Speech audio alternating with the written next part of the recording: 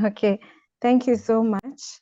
I'm just trying to share my screen, but we'll proceed. So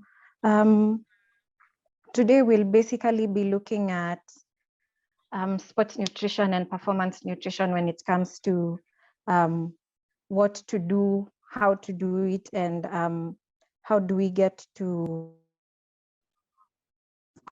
when it comes to we get to eat rather when it comes to our performance and how do we go about it. So in this presentation, I'll basically be covering why do we need nutrition when it comes to sports, how do we prepare for competition, how do we go about in competition, during the competition itself, and also for recovery as well. I'll also touch on hydration and also a few things on how do you meet your hydration needs and all that. So we'll start by looking at what is healthy eating.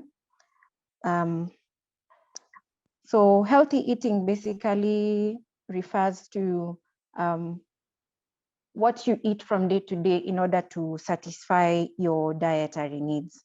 So it basically, what is it that you're eating since you wake up, from your breakfast to your lunch to your dinner, that can be able to facilitate all the activities that it is doing.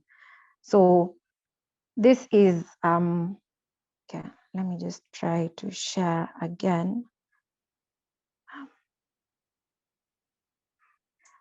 So this has to do with when we talk about healthy eating, we are looking at the provision of if it's adequate enough for you as a person or as an individual, putting into mind that, again, you're also an athlete, and as an athlete, these also come with the extra needs, extra energy needs, extra recovery needs, to be able to facilitate that bit. So how are we able to go about adequacy?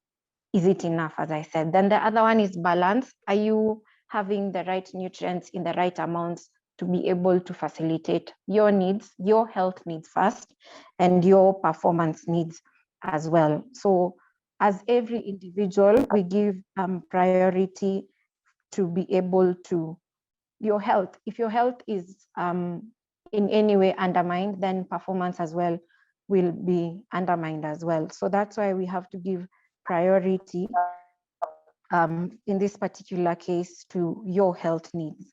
Then now performance come in as an extra. So the balance has to do with, are you having enough carbohydrates for your health and your performance, the same as your protein for health and performance, fats for health and performance, vitamins and minerals for health and performance as well. So that has to do now again with balance. Then again, the other thing is variety. Are you eating various types of foods to be able to provide you with the various types of nutrients that are there in this particular case? So then the other thing we look at is calorie density. When you're eating, is the food that you're eating able to provide you with enough calories as is needed for you without you going into a state of what we refer to as bonking, whereby you end up using all the nutrients or all the stored up glycogen, which is a form of energy that is stored in the body, that you cannot be able to completely finish up an activity. Then the other one we'll be looking at is nutrient density. In a food, as you eat, how much nutrients are you getting from that particular food? Or are you eating foods, especially with things like fast foods, you will find that they're usually very low when it comes to nutrients. So you will find that there is an issue and it's not able to take you through an activity. It is also going to put your health at sort of a risk if that's your sole source of nutrition. But if you're able to eat whole foods, then again, you're able to get what is necessary for you. So why nutrition when it comes to athletic performance? Nutrition in athletic performance plays a key role. Number one is that it enhances performance. You'll find that most of the time, people will pay attention more to training compared to your nutrition. But nutrition and training, in addition to now psychological skills and others, are able to work hand in hand to make you perform optimally. Then the other one is that it reduces the risk of disease and injury.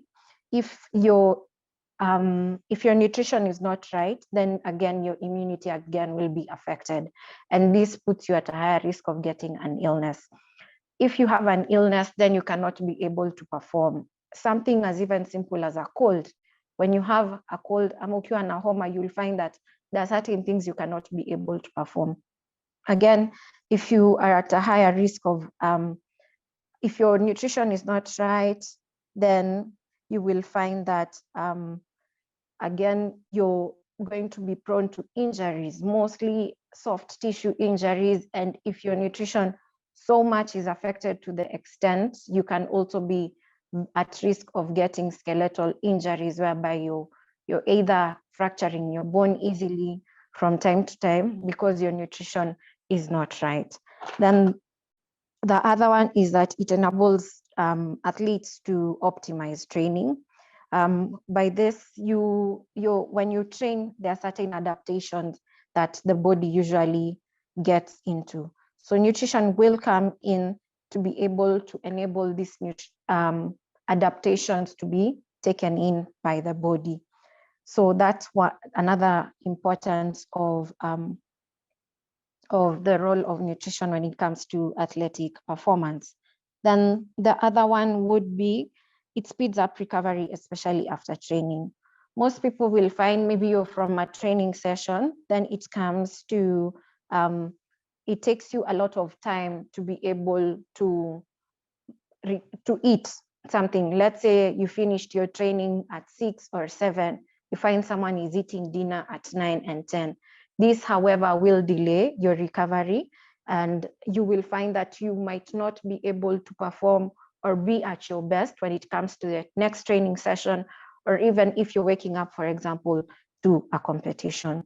So that's why we have nutrition for athletic performance. So as you can see, we have principles that guide sports nutrition, and these are 3: performance, hydration, and recovery. If any of these 3 is not attended, if any of these 3 is affected, most of the time we go back to how proper is your nutrition, and we'll be able to see this shortly. So anytime you're eating a meal, have at the back of your mind that it should guide your performance. Hydration as well plays a key performance, and recovery as well. Next slide, please. Thank you.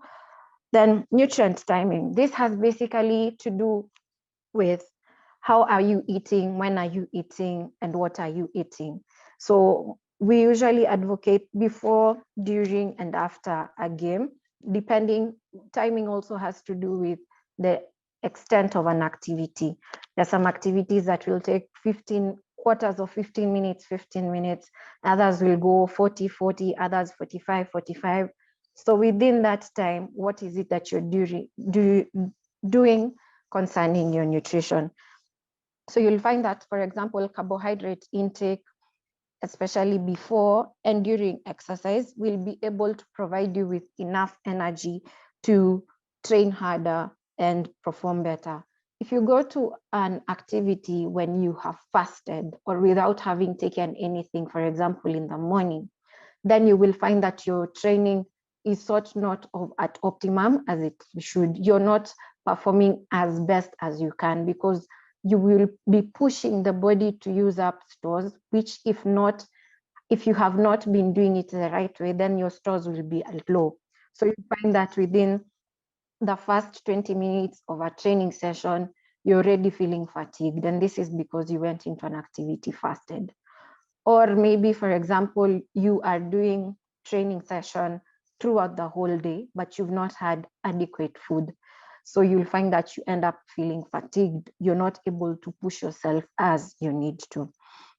Also protein, especially after exercise, and I'll talk about this during recovery, it usually enhances recovery and adaptation, as I mentioned earlier. So we'll get into this shortly into more details, and we'll be able to see how do we go about this practically in our different sports. Next slide, please. So preparing for competition, it is now, you have come from pre-season, now you are actively in a training season and a competition season. So how do you go about it? Some people you will find either during a competition, or if you have been an athlete for quite some time, you'll hear people say, I usually go in an activity fasted. However, we try to discourage this because it will put you at a higher risk of getting fatigued and getting into what we refer to as bonking in nutrition, or you tap out quite early because your body is not able to push faster. So you'll find, but this time either you're asking maybe for your coach or whoever is your training assistant to be able to serve you because your body cannot push beyond what it can. So here we usually say, if you can, take a main meal at least 2 hours before an event. If your event is at around 10 a.m., you can be done with your main meal. Main meal here, especially in competition season, we usually, not just your tea and bread. Here is where we advocate, you have what people refer to as food. Food being something either like rice, chicken, and some vegetables, at least 2 hours before an event. However, we acknowledge that sometimes training could be very early, or a competition might be very early. Some people start even competitions at 7, 7:30, 8.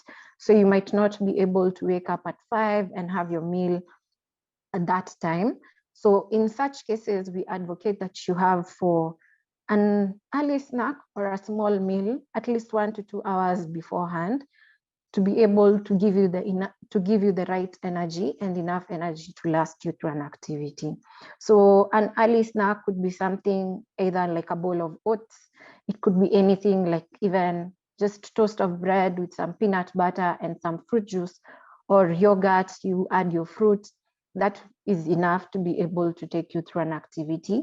However, this now will take a different turn, meaning that during competition or during the activity itself, you should be able to take in a drink that contains a certain level of carbohydrate. During competition day, don't try new foods. It's maybe, for example, you have traveled and now you have seen something that you've been wanting to eat for a long time. It is not the time to try it. Leave that for after the event. Because there's usually a risk, especially with new foods, your stomach or your gastrointestinal tract might not tolerate it well. And by the time the event is here, you're having either a stomachache or you're feeling nauseated. For some people, they could end up even vomiting. For some people, it even gets to a point where now they are having diarrhea. So we try and advise, don't try any new foods during competition. Maybe during pre-season, you could try it out and see what works for you and what doesn't work for you, but not during a competition day. Then we try and advocate for low fiber and low fatty foods before an event. Even on the morning of the event or hours before an event, it's not the time to eat deep fried foods or foods that are very high in fiber content. For example, we try to discourage high fiber foods, something like ugali made from unga ya kisiagi. We try and discourage that, especially on a competition day. I know someone would ask why, but because it usually provides a lot of energy. This is because high foods that are high fiber, especially the whole grain foods, usually sit in the stomach for a longer time. And you do not want to go into an event or into a game when your stomach is still a bit too full. That's why we advocate for low fatty foods, low fiber foods, because they usually go through the system, or they usually go through your gastrointestinal tract very fast. So at least it gives time for absorption and the body is able to use it up for your event, compared to food that is sitting in your tummy for 2 to 3 hours without being digested. So if food has not been digested completely, that would mean then it is not able to take care of your energy at this time. Next slide. So hydration and performance. most of us will usually associate hydration with just water alone. However, things are changing within hydration, within sports nutrition, in that now we are including sports drink as well, but these are sports drinks that have been thoroughly tested to avoid any contamination, thoroughly tested to avoid any performance enhancing substances. So fluids, fluids here being water and sports drink or any other thing that is in the form of a fluid that would be used during training, competition itself and recovery. They usually help to regulate body temperature and also replace sweat loss during an activity. So point to note, as you can see, is that if you're the kind of person who usually only drinks when they're thirsty, it will take you up to 48 hours. And this is about 2 days to replenish any lost fluids. So that's why we advocate a habit of drink water from every other time, almost like every other hour, at least have at least 150 mLs to keep your body going. 150 mLs, if you do it within a time period of about 6 hours, you usually have easily gotten to about half or at least 3/4 of what your body needs. So there are usually some guidelines or some rule of thumb to help you know how to go about this. So 2 to 3 hours before an event, it is usually that at least every hour take 400 to 600 mLs. This is about half a liter or thereof, at least 1 pint every hour, 2 to 3 hours before an event. So you'll find by the time the event is already here, you have at least gotten in about 1.5 liters. Then for every event that usually lasts between 15 to about 1 hour, we try and say at least 150 or 300 mLs every 15-20 minutes. So it means by the time that event is over, if the event was around 1 hour, you have gotten in at least a liter of water. Also, if an event is lasting for more than an hour, then it will mean that you're taking more than water to be able now to provide you with energy. So this is whereby now you're taking in your sports drink, which usually will contain a certain amount of carbohydrate in it that has been, the carbohydrate in this sports drink is usually in the form of very simple carbohydrates that can be taken easily by the body without having any adverse effects on the athlete. So 4 to 6% is usually adequate enough to be able to give you sustained energy and as well take care of your hydration needs. Next slide, please. So effects of dehydration. As I mentioned earlier, if by the time you are reaching out for that bottle of water, you're already feeling thirsty, it means already you are going into a state of dehydration. So what are some of the effects of dehydration, especially when it comes to performance? You will find that it impairs your physical and cognitive performance, in that, for example, your speed is affected when it comes to physical performance. You cannot be able to push faster. You cannot be able to run. Your speed is also affected. Cognitive, especially if you're in a sporting activity that needs a lot of concentration, it needs you to be having adequate reaction time. Then if you're dehydrated, then that as well is affected. Risk of heat-related illnesses.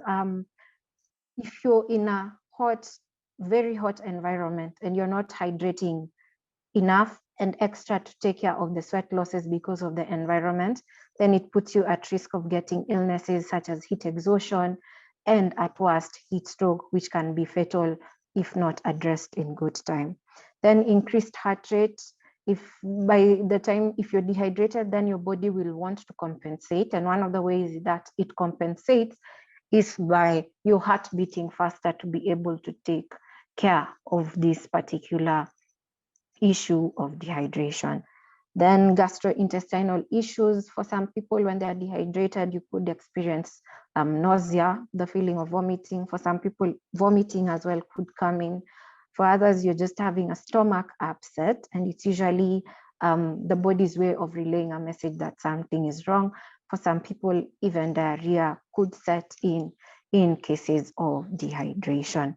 Another one is increased perception of effort. When you're dehydrated, you will find that your body tends to push more, and this could happen even without you as the athlete feeling it. So your body will push more to be able to compensate for what is going on. And with this, again, it could end up affecting your performance. So those are the effects of dehydration. So when it comes to nutrition for recovery, so after an event, what is it that you need to do for you to be able to take care of your health and also for what you've just come from competing, the event itself? You know, this is something not so many people do, but it's something that should be done by almost all of us. So after an activity, I'll just throw it out there for you to think about how long does it take you to reach out for that main meal? How long does it take you to reach out for that bottle of water? How long does it take you to reach out for that electrolyte drink? So with recovery, we usually try and say that you are aiming for restoring fluids that you lost during an activity. You're also aiming to restore the fuel stores that you used up during the activity itself, and also optimize recovery. So optimizing recovery, because during the event itself, during the game itself, during the activity itself, your body is sort of going through a certain physiological stress with your muscles and all that. So how is your body supposed, so because of this stress, then now your body needs to be able to recover this. So with that, then we usually say that you should try and aim for nutrition, recovery nutrition, at least 30 minutes to 1 hour after an event is when you should try and have your main meal. So with recovery nutrition, we usually try and aim for the 4 R's. So the first R would refer to rehydration. So whereby you are consuming at least 150% of weight loss during an event. It should be that if you can, you need to be weighed before an activity, and this is easily done, especially during our training sessions. You're weighed before an event and after the event, or you're weighed before training and after training.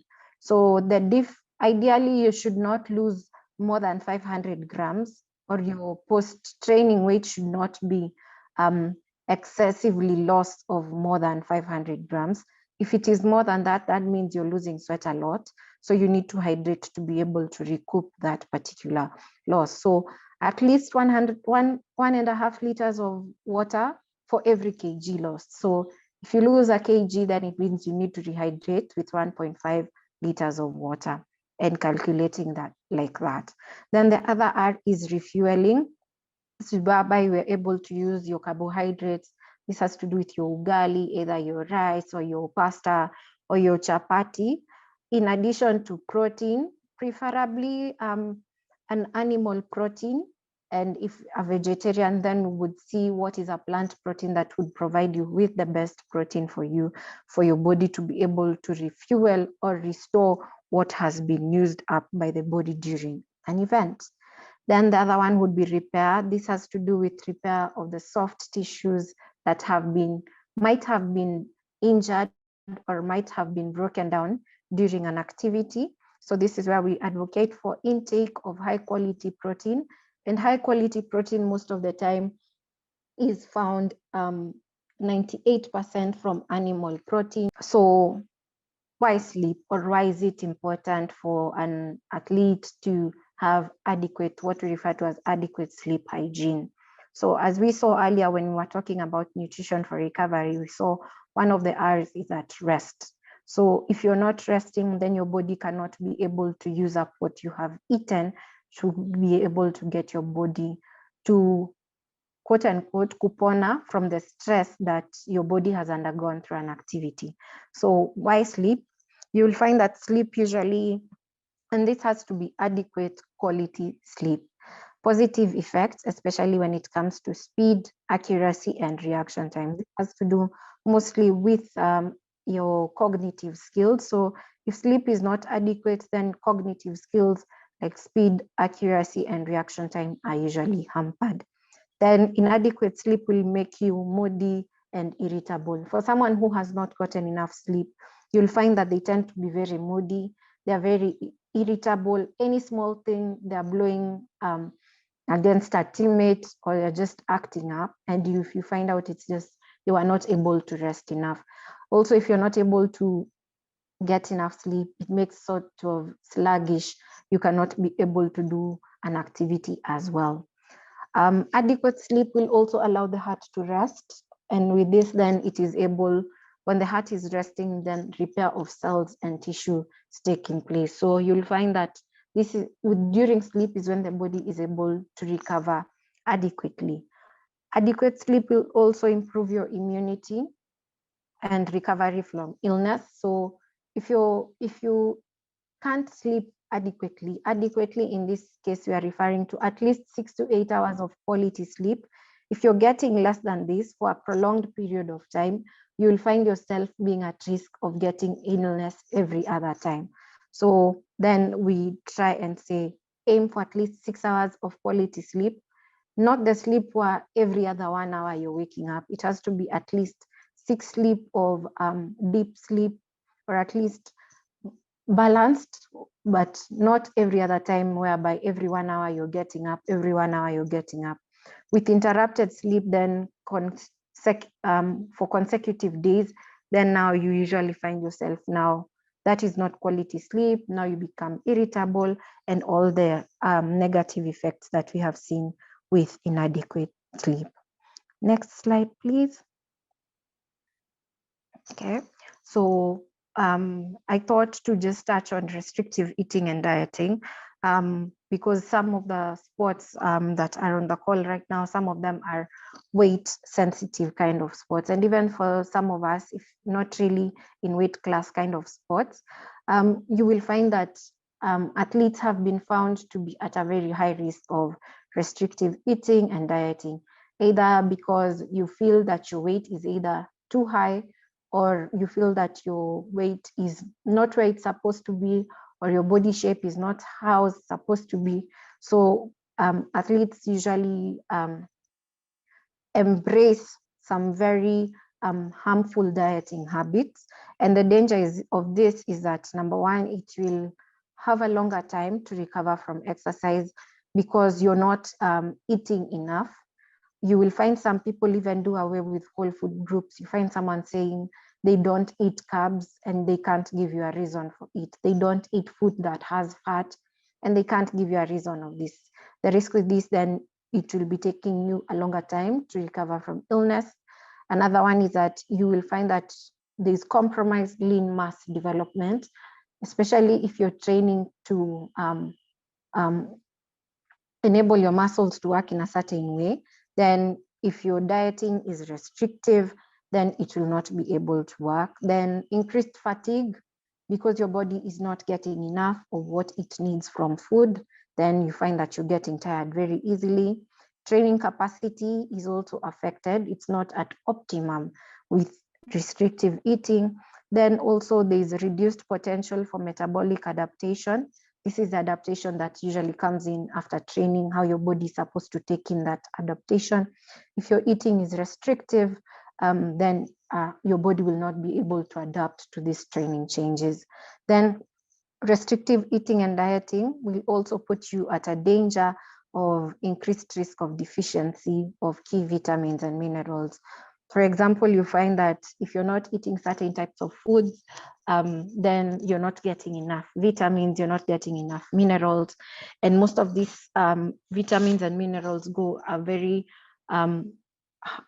usually play a key role rather when it comes to something like muscle contractility, recovery, how your blood is moving through the body. And you know, if something like, for example, if iron is low in the body, then it means oxygen carrying capacity of the blood is affected, and that will also affect performance to some level. So those those diets where they advocate that you leave out one food group, we try and stay away or try and stay clear from them, because you end up doing more harm than good to you as a person, or whereby you are doing this harmful practice of whereby you're eating, then after some time you end up throwing up, or even some we've even seen people taking even some medication to be able to get them to throw up, or even to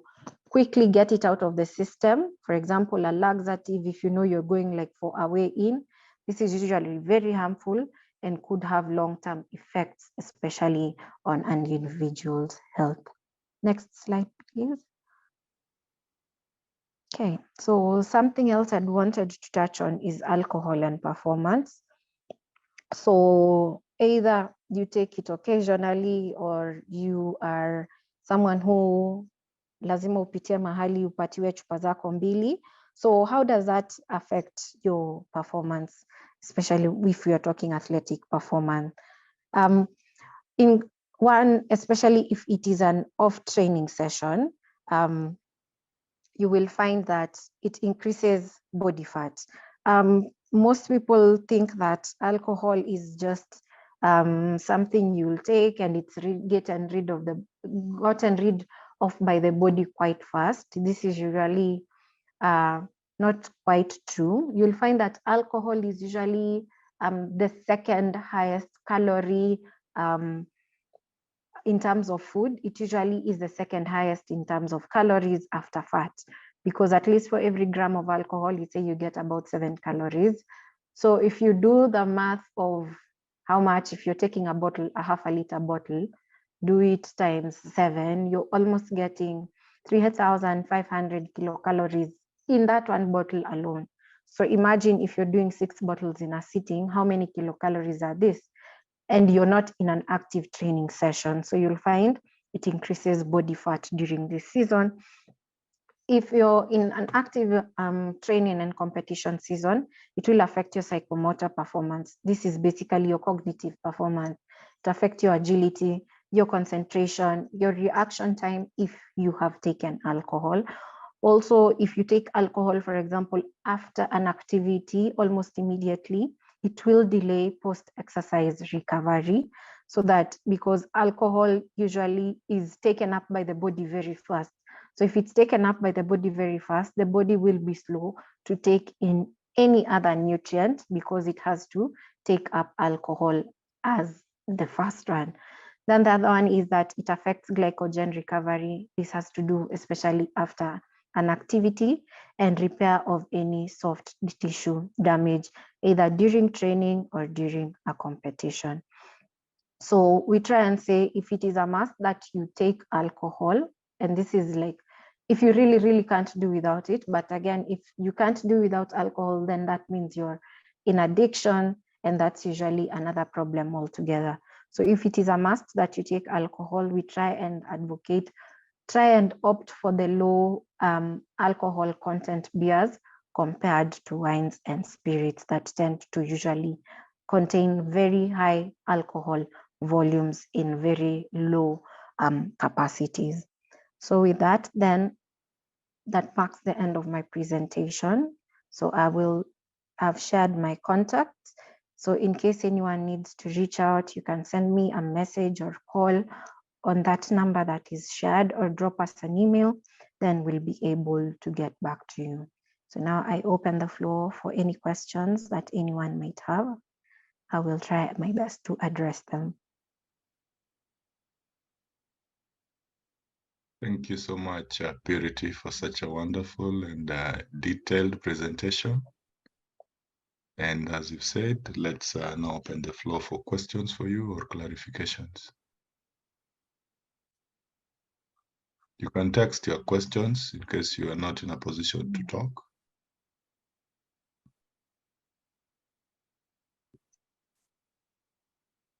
And as they are thinking, yes, Purity, you talked about sports drinks. Would you recommend any which is fully tested? which is in the local market? In the local market here, we have Gatorade and Powerade. These ones have been fully tested currently here in the local Kenyan market and are acceptable as sports drinks. All right, thank you for that. Okay, see someone in the chat box. A sports drink like BCAA, is it advisable to be used during a match? It would depend. We try and limit on the use. BCAA alone is a supplement. So we go back to what is the brand of BCAA that you're using, because some brands have been found that they might contain some contaminants. So what type of what liquid or what brand of BCAA are you using? Has it been tested? Has it been accepted being free of contaminants? But if we could try and keep away from it, the better. So we'll try and see what is a better alternative. But if it has been tested, fine. But again, if the brand is questionable, if the source of the BCAA is questionable, we try and say that you keep away from it because, again, of the risk of doping and contamination. Bwana CEO. Yes. Thank you. Thank you for a good presentation. Actually, I was making a remark over the issue of some of those supplements and the likes. In Africa, and especially in Kenya, those that we think that they've been tested, and now that Kenyans have become crooks, you find that what the contents that are written in the bottles, outside the bottles, and what is inside, they are totally different. So it has been part of the cases that have affected part of our athletes on when being tested in terms of doping. I don't know, maybe that one will need a working formula whereby we can be able to direct us on how we can be able to go about getting the proper prescription from maybe a laboratory so that we can be able to advise our athletes to take some of those supplements and the rights. But on a normal case, I think it is better we caution them not to take because we don't know the contents. And this is because we as Kenyans have become crooks. Whatever we sell, whatever we advertise, and what is there is totally different. I totally agree. Thank you for that. You will find that, yes, what he has raised, and this is something that I think came up in another presentation, whereby what we have currently on the market and in our shelves is questionable. Unfortunately, within Africa, we do not yet have a lab that has been accredited to be testing for some of these things as per WADA. And here I'm referring to WADA, the World Anti-Doping Agency, because some of these labs have to be accredited for them to test some of these substances. So it's something that is it's a continuous work in progress. Hopefully, if not by the end of this year, by early next year, I know there's something that is coming up. If not here, at least in South Africa, for people to come up with what has been accepted and tested, like a list, what has been accepted and tested and branded to be contaminant free, because what we have found, or what was found, even here, what they usually will sell to you as WADA approved, has been found to contain some of these contaminants which people are currently testing for. So thank you for that. Let me try and address what people have raised as well in the chat box. What affordable food is good during active championship? Titus, I would ask that you, when you talk of active championship, are you talking about in active, like during an activity, during a competition, or during an event? Please clarify that for me. And then I also, okay, during an event. Okay, so it would differ from sport to sport because different sports have different needs. But for example, like a rule of thumb, we usually try and say, try and stay clear of the heavy foods, especially during an event. So something like rice can easily be taken up by the body. And this is white rice, not the brown rice. It's digested easily and provides the body with adequate energy. Another one is chicken. If you cannot get chicken, eggs is a good substitute to come in and provide that protein need. And also vegetables, something like, for example, during a competition day, try and stay clear of, especially like early morning, we try and stay clear of what we refer to here as the kienyeji vegetables, because those are heavy. So you could opt for something like either cabbage or spinach, because those ones are taken up very easily by the body. Then now the rest could come in after the training or after the event to set in with your recovery. So I'll also, is a soft drink okay during the event? If not, what do you recommend? Yes, it is okay. As per what as per what John just asked just after the session, which ones do we have currently in the market that are acceptable? We have Powerade and Gatorade. Those two, at least I know, are acceptable. However, these ones we try and only advocate for their use if the event is longer for 1 hour, because by the time the 1 hour mark is coming to reach, then it means the body's stored carbohydrates in the form of what we have said, glycogen, has been used up. But if an activity is less than 1 hour, then water should be enough. Water is usually adequate to take care of an activity less than 1 hour. The other question, ni kitu gani unafaa kula siku ya game na ni kitu gani unafaa kuavoid kula siku ya game? Okay, so on game days, nimesema jaribu usikule vitu ziko na mafuta mob. Avoid things zimepikwa through frying. Si siku ya kukula kuku fry, si siku ya kukula chipo, si siku ya kukula the likes. So unaweza kula kitu kama rice, unaweza kula kitu kama mkate imepakwa siagi ama peanut, hiyo ni sawa. Unaweza kula yogurt siku ya game, hiyo iko sawa. Unaweza kula kitu kama oats siku ya game, but usikule kitu kama Weetabix kama ni cereal, kwa sababu Weetabix is very high in fiber na itakaa kwa tumbo for a longer time. Siku ya game tunajaribu, tuna advocate for, especially kama ni before game, usikunywe maziwa, opt for yogurt, kwa sababu maziwa fresh huwa ina take a longer time kukua digested compared to kitu kama yogurt ama mala. So unaweza kunywa yogurt ama mala, huwa inakuwa easier on the stomach, inachukuliwa haraka na mwili na inaleta energy for you to be able to do an activity. Okay, so any other question? I think I have addressed the questions that were in the chat box.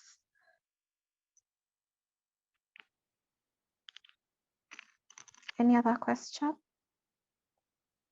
Okay, I think we are good. All right. Thank you so much for your presentation. Both of you. Well. I don't know how people can clap for you online. Can they show their pictures and wave and maybe clap so to appreciate the good work that you guys have done? Yeah. Okay, I can see a few. So we are hoping to have another presentation. Purity.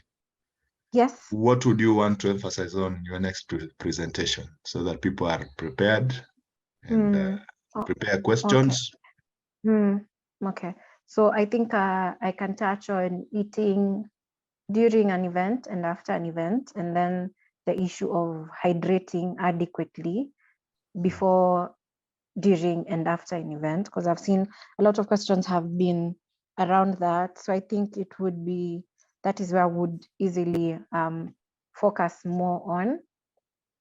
the issue of supplements and doping, I can rush through, but just as an awareness, not to advocate for it, just to be able to create awareness on why we are trying to go for a food fast approach compared to including supplements in our diets. Yes. All right, thank you so much. Let me also clap for you.